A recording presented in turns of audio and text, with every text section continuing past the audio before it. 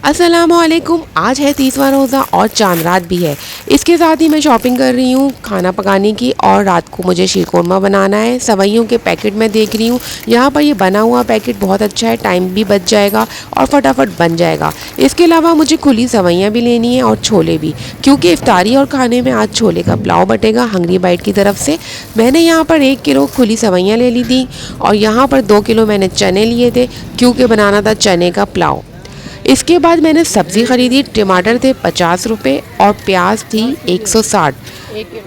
और यहाँ पर मुझे रैपिंग पेपर भी चाहिए थे, कुछ रबर बैंड्स और पैकिंग का सामान जो मैंने यहाँ पर लिया। 2 से 4 दर्जन मेरे पास थर्माकोल की प्लेट्स, और वो यहाँ पर मैं तरबूज ले आई थी जो मुझे काट के फ्रिज में रखना था। बाकी सारा सामान जो रोज़ाना ही आता है और रोज़ाना ही इसी तरह पकाते हैं। आखिरी रोज़ों में काफ़ी मसरूफियत बढ़ जाती है और आज तो डबल मसरूफियत है, क्योंकि चांद रात भी है। चलें जल्दी से पहले छोले भिगो लेते हैं, क्योंकि इफ्तारी के साथ ही खाना भी बटेगा। छोलों को मैंने पानी में भिगो के और सोडा डाल दिया था। कुकर में इसलिए लगा रही हूँ क्योंकि गैस का मसला है और इस वक्त भी गैस नहीं है। गैस आते ही बस मुझे काम काम और काम करना है। तो यहाँ पर कुकर रेडी है, गैस आते ही ये ऑन हो जाएगा। बाकी यहाँ पर बिरयानी का मसाला, सवैयाँ, बूंदी, ये सारा ईद का सामान भी है और चांद रात की तैयारी भी है, और रोज़े की तैयारी तो है ही। यहाँ पर ये सवैयों के पैकेट मैंने साइड में रख दिए थे। सारी सब्जियों को छीलना और काट कर रखना है, पहले से ही रेडी करना है, क्योंकि गैस आते ही फिर काम करना है। यहाँ पर मुझे बड़ी हरी मिर्चें मिल गई थी फिलिंग करने के लिए, और चटनी मैंने हरे धनिए की रेडी कर ली थी। इनको भी बांटने के लिए छोटे छोटे बॉक्सेस में डाला था इफ्तारी के साथ। सारी कटिंग हो चुकी है और अब इंतज़ार है गैस आ जाए। बस गैस के आते ही मैंने काम शुरू करना है। यहाँ पर तरबूज बहुत अच्छा निकला था और इसको मैंने चिल करने के लिए फ्रीज़र में रख दिया, और तरबूज़ का शरबत भी मैंने बना के रख दिया था, क्योंकि जब हम वापस आते हैं इफ्तारी बांट के तो मगरिब की अज़ान ख़त्म हो चुकी होती है, बल्कि 5-10 मिनट ऊपर हो जाते हैं। तो बस शरबत पी लेंगे आके और टेबल लगा के जाऊंगी। थर्माकोल की प्लेट्स मैंने एक दफ़ा दोबारा वॉश कर ली थी ताकि इनमें डस्ट ना हो। यहाँ पर दही बड़े की बूंदी का दही कर रही थी मैं बीट, और बेसन में मैंने डाला था नमक, मिर्च और वही एज़ यूजुअल मसाले बेसन के पकौड़े बनाने के लिए। जल्दी जल्दी हम बेसन के पकौड़े बनाते हैं। छोले हमारे यहाँ पर रेडी हो गए। छोले का पुलाव बनाने के लिए मैंने ऑयल लिया था। 1 किलो प्याज है, 3 किलो मेरे पास चावल, 2 किलो छोले, और इसकी रेसिपी मैं आपको दे दूँगी, जल्दी से आप देख लीजिएगा कार्ड में। राशन निकाल रही हूँ जो कि ख़त्म हो चुका है और रमज़ान भी ख़त्म है।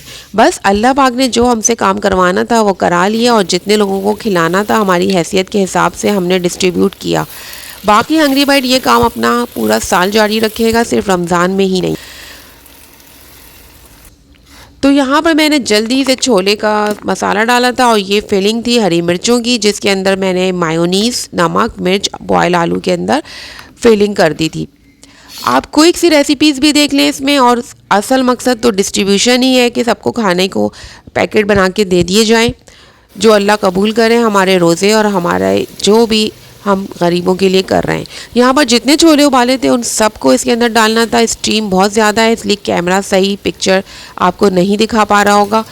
सारे छोले मैंने डाल लिए थे। पतीली मुझे लग रही थी छोटी, इसलिए अब इसको मैंने शिफ्ट किया था बड़े पतीले में, और चावल मैंने सारे डाल दिए थे जितने मैंने भिगो के रखे हुए थे।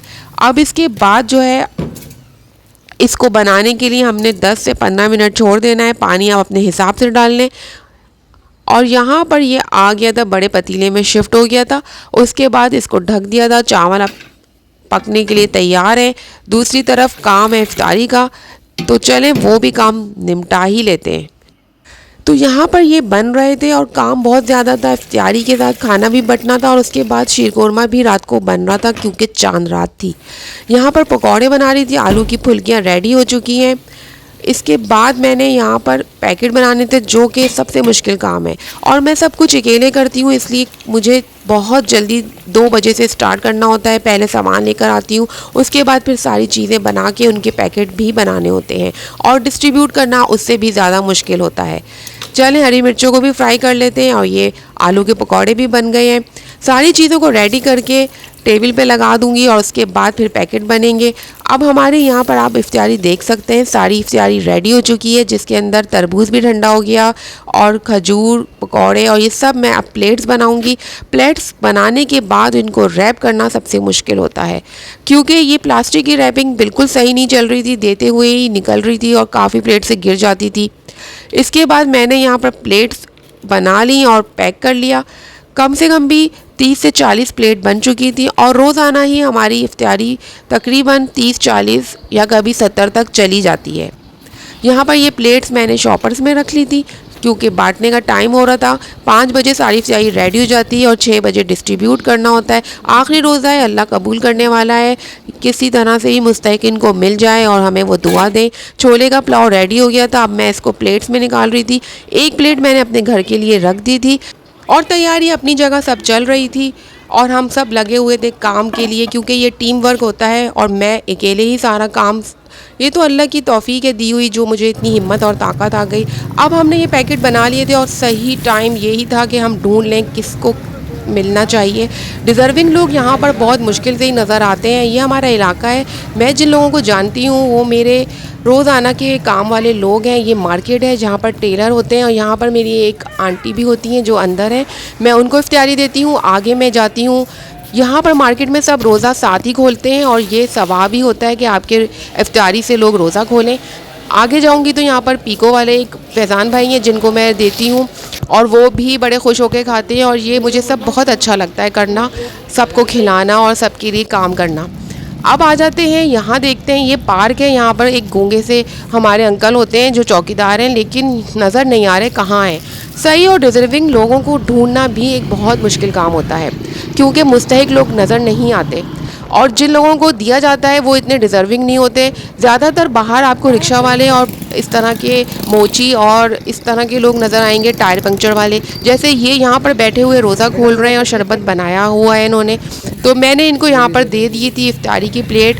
और ये बेचारे पापड़ बेचने वाले और ये भी रोड पर ही थे, इनको एक इफ्तारी की प्लेट और चावलों का एक पैकेट दिया था। इसी तरह वो दूर से आ रहे थे देखते हुए, उनको भी मैंने दिया।